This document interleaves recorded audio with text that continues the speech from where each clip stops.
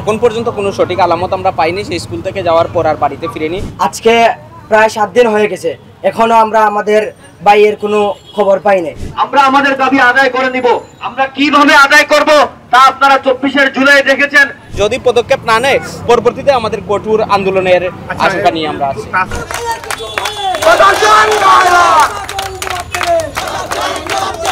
তার সম্পর্কে পুলিশ এই শুধু জিডিটাই নিয়েছে, এরপর এই যে তদন্ত বা মামলার কোনো প্রকার সহযোগিতা পুলিশ করতেছে না এবং তার পরিবারের উচিত বা তারা বিভিন্ন সামাজিক সংগঠনের সাথে যোগাযোগ করছে এবং বিশেষ করে সিলেট অর্গানাইজেশন স্টুডেন্ট ফোরাম সবসময় ছাত্রদের আন্দোলন নিয়ে ভূমিকা পালন করে।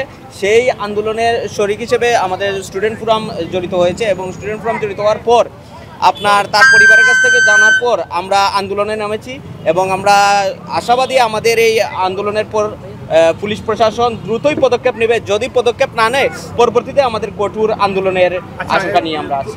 এখন পর্যন্ত কোনো সঠিক আলামত আমরা পাইনি। সেই স্কুল থেকে যাওয়ার পর আর বাড়িতে ফিরেনি। সেই হিসেবে তার সহকর্মী সবাই খোঁজ নিয়েছে, কিন্তু কেউ তার কোনো আলামত এখন পর্যন্ত পায়নি। আমাদের ভাই সৈয়দ তাহসিন বক্স গত 27/1/2025 ইংরেজি এই 2টার সময় ওর স্কুল ছুটি হয়। স্কুল ছুটি হওয়ার পর ওর বাসায় আসার কথা, কিন্তু ও বাসায় ফিরেনি। যখন আমরা যখন বাসা থেকে খবর নিলাম যে ও তাহসিন তো এখন আসে নাই, তখন ওর স্কুল ফ্রেন্ডরা ওরা এই স্কুল সহ স্কুলের আশপাশ যত এলাকা আছে সব কিছু মানে খুঁজে দেখলো, ওকে পায় নাই। তখন আমরা এই তাহসিনের আব্বা মোহাম্মদ জুয়েল বক্স আঙ্কেলকে নিয়ে আমরা এয়ারপোর্ট থানায় যাই। তখন ওসি স্যার আমাদেরকে জিডি নেওয়ার পরামর্শ দেন। তখন আমরা জিডি করেছি। আজকে প্রায় 7 দিন হয়ে গেছে, এখনো আমরা আমাদের ভাইয়ের কোনো খবর পাইনি। প্রশাসনের কাছে যথেষ্ট পরিমাণ তথ্য আছে, ওনারা যথেষ্ট পরিমাণ তথ্য পেয়েছেন, এরপরেও উনি সেই রকম কোনো পদক্ষেপ নিচ্ছেন না বলে আমরা মনে করি।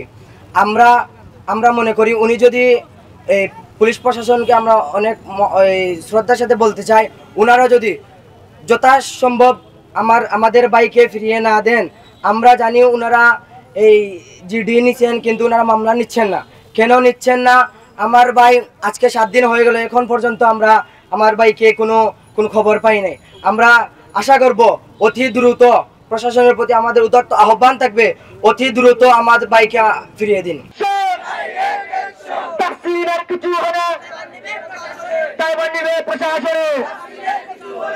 আগামী 24 ঘন্টার ভিতরে প্রশাসন থেকে যদি আমাদেরকে সান্ত্বনামূলক কোনো জবাব না দেওয়া হয়, তাহলে এই স্টুডেন্ট অর্গানাইজেশন এমন এক আন্দোলন গড়ে তুলবে যার প্রতিদান খুব বেশি ভালো হবে না। শুধু এতটুকুই আপনাদেরকে বললাম।